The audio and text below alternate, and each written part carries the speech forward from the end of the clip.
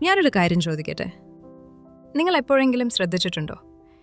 വലിയ വിദ്യാഭ്യാസമോ ബുദ്ധിയോ ഒന്നുമില്ലാത്ത ആൾക്കാർ, പക്ഷെ അവർ മില്യൺസ് ഏൺ ചെയ്യുന്നു, നല്ല ഹാപ്പിയായി ജീവിക്കുന്നു.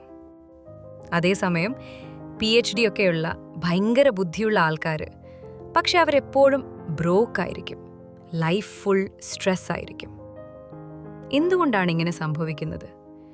പലരും കരുതുന്നത് ഇത് ലക്കാണെന്നാണ്. അതല്ല, ഇത് ലോ ഓഫ് അട്രാക്ഷൻ ആണ്. നമ്മുടെ ഗ്രാവിറ്റി പോലെ തന്നെ ഒരു നിയമം.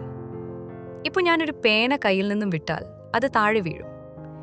ഞാൻ നല്ലവനാണോ ചീത്തയാണോ എന്നൊന്നും ഗ്രാവിറ്റി നോക്കില്ല, അതെപ്പോഴും വർക്ക് ചെയ്യും.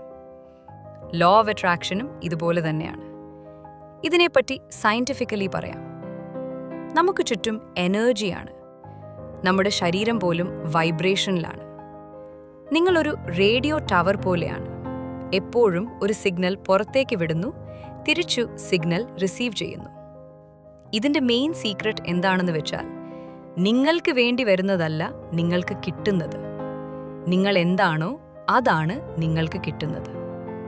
ഒരു എക്സാമ്പിൾ പറയാം. നമ്മുടെ മൈൻഡിനെ രണ്ടായി തിരിക്കാം. ഒന്ന് കോൺഷ്യസ് മൈൻഡ്, അതായത് നമ്മുടെ ചിന്തകൾ. എനിക്ക് റിച്ച് ആകണം എന്ന് നമ്മൾ ചിന്തിക്കുന്നത് ഇവിടെയാണ്. രണ്ടാമത്തേത് സബ് കോൺഷ്യസ് മൈൻഡ്. ഇവിടെയാണ് നമ്മുടെ ഹാബിറ്റ്സും ബിലീഫ്സും ഒക്കെ കിടക്കുന്നത്. ഇതിനെയാണ് നമ്മൾ പാരഡൈം എന്ന് പറയുന്നത്. പല ആൾക്കാരുടെയും പ്രശ്നം എന്താണെന്ന് വെച്ചാൽ, കോൺഷ്യസ് മൈൻഡിനു മുന്നോട്ട് പോകണം, പക്ഷേ സബ് കോൺഷ്യസ് മൈൻഡ്, നമ്മുടെ പാരഡൈം, പിറകോട്ട് വലിക്കും. ഇതൊരു തെർമോസ്റ്റാറ്റ് പോലെയാണ്. ഇപ്പോൾ നിങ്ങളുടെ റൂമിലെ തെർമോസ്റ്റാറ്റ് 70 ഡിഗ്രിയിൽ സെറ്റ് ചെയ്തിരിക്കുവാണെന്ന് കരുതുക. ഇതാണ് നിങ്ങളുടെ പാരഡൈം. നിങ്ങൾക്ക് ലൈഫ് മാറണം എന്ന് തോന്നുന്നു. നിങ്ങൾ മോട്ടിവേറ്റഡ് ആകുന്നു. ജനലൊക്കെ തുറന്നിട്ട് ചൂട് കൂട്ടുന്നു. അപ്പോൾ 75 ഡിഗ്രി ആകും. പക്ഷേ തെർമോസ്റ്റാറ്റ് 70ലാണ് സെറ്റ് ചെയ്തിരിക്കുന്നത്.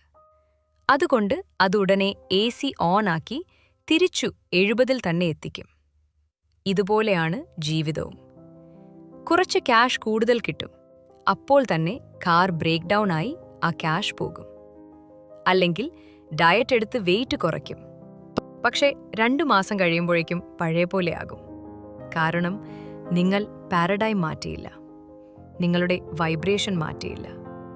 നിങ്ങളുടെ റേഡിയോ 98.5ലാണ് സെറ്റ് ചെയ്തിരിക്കുന്നതെങ്കിൽ നിങ്ങൾക്ക് 101.5ലെ പാട്ട് കേൾക്കാൻ പറ്റില്ല. അത് നടക്കില്ല. അപ്പോൾ എന്തു ചെയ്യണം? നിങ്ങളുടെ വൈബ്രേഷൻ മാറ്റണം. നിങ്ങൾക്ക് വേണ്ടത് കിട്ടുന്നതിന് മുൻപേ തന്നെ അത് കിട്ടിക്കഴിഞ്ഞാലുള്ള ആ ഫീലിംഗ് നിങ്ങൾ കൊണ്ടുവരണം. പലരും ഇപ്പോഴുള്ള പ്രോബ്ലംസ് ആലോചിച്ച് വിഷമിക്കും. ആ വിഷമത്തിന്റെ വൈബ്രേഷൻ വീണ്ടും പ്രോബ്ലംസിനെ തന്നെ അട്രാക്ട് ചെയ്യും. അത് മാറ്റണം. കണ്ണടച്ചൊന്ന് ഇമാജിൻ ചെയ്യൂ. നിങ്ങൾക്ക് വേണ്ടത് ഇപ്പോൾ നിങ്ങളുടെ കയ്യിലുണ്ട്. അതെങ്ങനെ ഉണ്ടാകും? ആ സന്തോഷം ഇപ്പോൾ തന്നെ ഫീൽ ചെയ്യൂ.